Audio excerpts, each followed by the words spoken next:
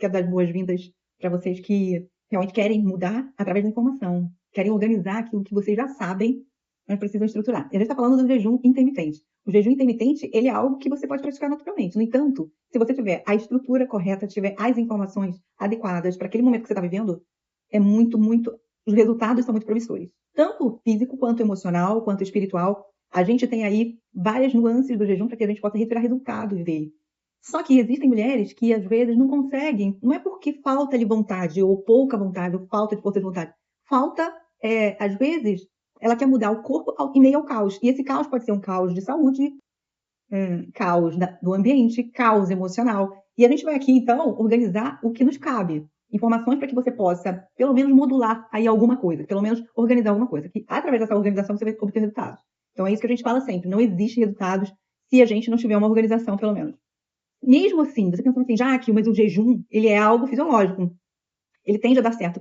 É algo fisiológico quando a gente dorme. Durante o dia, muita gente desconhece que o jejum, ele pode ser feito, mas ele precisa ser feito de uma maneira orientada e com técnica, porque senão ele pode trazer tanto prejuízo quanto o caos que você está vivendo agora, ou até duplicar esse caos. Então é importante a gente ter uma orientação, uma direção para que a gente possa seguir. Por exemplo, um dos caos que a gente fala sempre é o sono. Como é que você vai mudar seu corpo, sua mente, sua alimentação se o seu sono está todo bagunçado?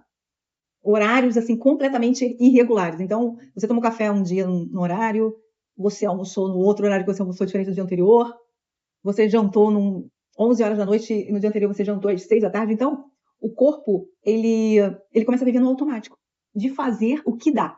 E aí isso começa a fazer uma bagunça maior. Aí você começa a viver no automático sem parar para observar nada, sem parar para observar a sua saúde, sem parar para observar como você está se comportando, até mesmo quando você vive, por exemplo, de uma calmaria em casa.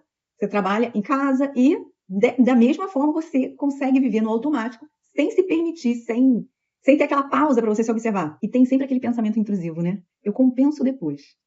Eu faço depois alguma coisa que dê resultado. E, na verdade, esse depois nunca chega. Eu não sei se é o seu caso, mas o depois está sempre lá esperando para um dia ter uma chance. Então, nesse momento, eu quero que você pare para observar isso, entender essas palavras sem culpa, né? Porque muitas de nós passa por isso. E a gente precisa apenas de uma mão para que possa nos ajudar, para que possa nos puxar. E eu tô aqui com as duas mãos para te ajudar, para te orientar. Bússola, sabe? E aí eu quero perguntar para você, já ouviu falar em ritmo circadiano? Ritmo circadiano nada mais é do que uma previsibilidade que o corpo tem diante do dia, do nascer do sol, do pôr do sol. E como a nossa fisiologia se posiciona, se funciona em relação a isso. Com esse ritmo.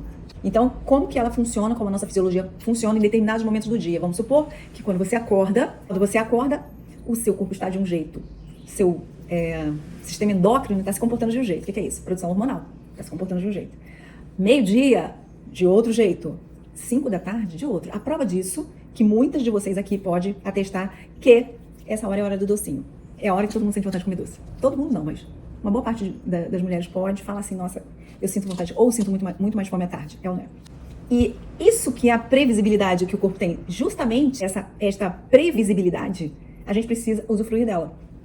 E quando a gente trabalha em frequência do ritmo circadiano, a gente trabalha para o nosso corpo, com o nosso corpo, e ele tem a tendência a rejuvenescer, quando existe essa previsibilidade. Então, o corpo gosta de previsibilidade, ao contrário disso é o estresse.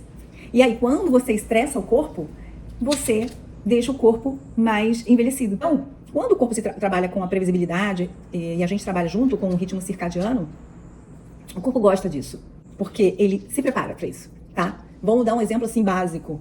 Todo dia, se você almoça ao meio-dia, o seu sistema endócrino começa a funcionar. O seu sistema, de uma maneira, o seu sistema digestivo já começa a produção de ácido clorídrico, né? Você vai começar a produzir o ácido lá dentro do seu estômago, na quantidade que ele já entende que você vai almoçar, porque é o que você faz ao longo da semana.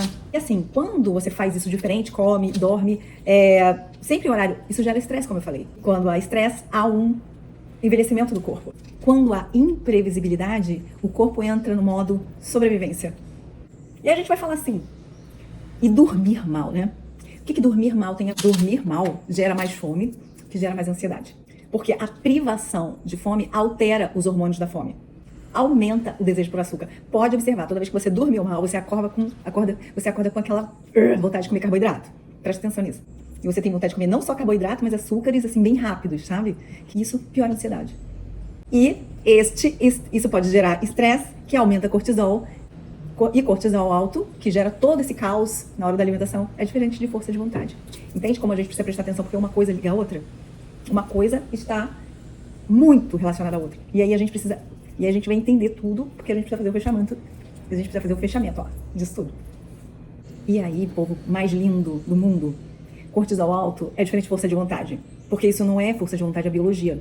E aí, o corpo, ele não responde à motivação. Nossa, eu tô super motivado, eu quero fazer isso, eu quero fazer aquilo. Ele responde à biologia. Você entende? Então, é claro que se você está se sentindo motivado, apesar de uma noite mal dormida, apesar de um cansaço, isso é fantástico. 99% das pessoas não são assim. E por isso que ela precisa estar atenta aos seus sinais biológicos. Eu vou explicar isso melhor.